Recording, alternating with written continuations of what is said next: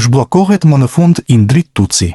Pas një periudhe të vështirë te skuadra e Kayserispor, ku ju veshën 6 muaj pritje, sulmuesi i kombëtares shqiptare ka gjetur më në fund rrugën e rjetës.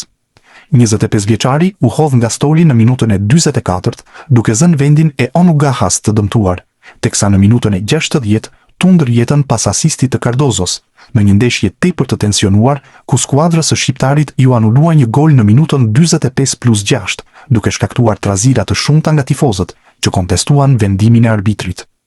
Ky ishte goli i tretë për Tutsi në këtë edicion, teksa është aktivizuar 18 ndeshje. Hera e fundit që Tutsi shënonte me Kayserisporin ishte 2 nëntori i vitit 2025 në triumfin 3-2 ndaj Kasim Pasha.